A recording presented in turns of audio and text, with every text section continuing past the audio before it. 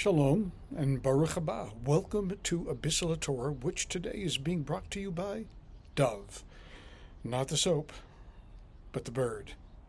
You probably are aware that this week's Torah reading is Noah, the story of the great flood, all the animals collected into the ark, Noah's sojourn and journey throughout many months of living inside of this great cavernous boat with his family as the sole survivors of a world, along with all of the animals. The cacophony that must have taken place inside of the ark must have been tremendous. And no doubt, Noah was probably quite anxious to get off the ark. And with that in mind, we have within the story of Noah, him sending out a raven to determine whether or not the waters had receded enough for him to begin planning disembarking and beginning life anew.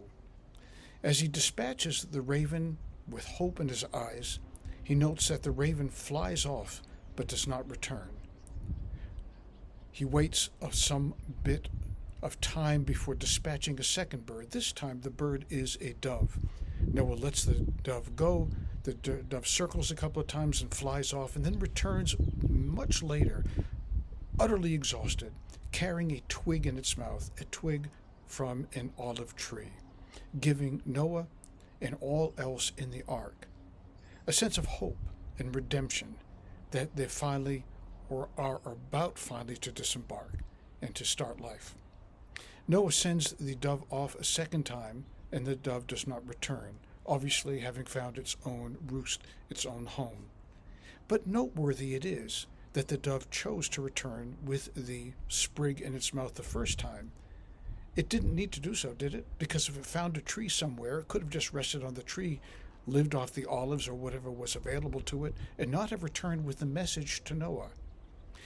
There is a great, powerful paradigm in this story about these two birds, the first of which flies off and does not return, probably ending up crashing in the blank sea when it ran out of breath and energy to fly any longer, rather than return back to the arms of Noah, whereas the dove makes every effort to return back and give a sense of hope and possibility to Noah, his family, and all of the animals in the ark.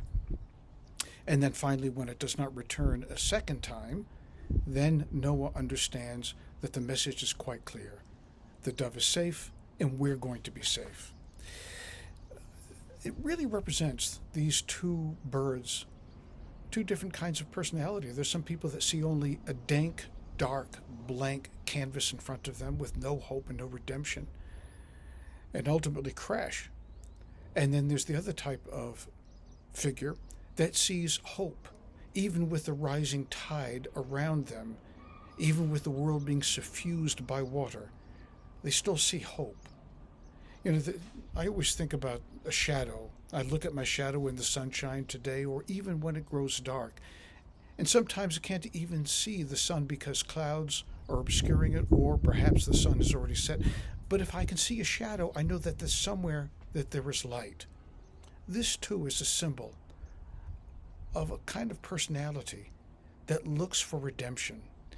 You know well that the dove is a symbol of peace. That's the way that it's interpreted. But in its original context, which comes from this Torah portion, it's not a symbol of peace, it's a symbol of hope.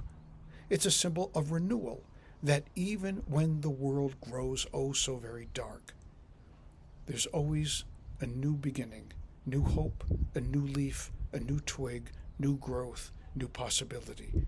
And I think this is our takeaway, because the Torah is challenging us to find out who we are. Are we more like the raven, or are we more like the dove? And it's a choice.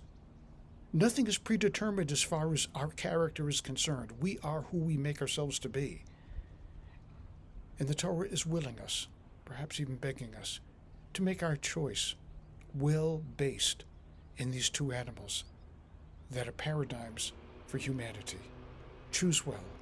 Choose to be full of hope, possibility of renewal, and also bringing hope to others too, carrying in our mind and in our mouth the possibility of a new beginning for us, and perhaps even more so for them. Shabbat Shalom.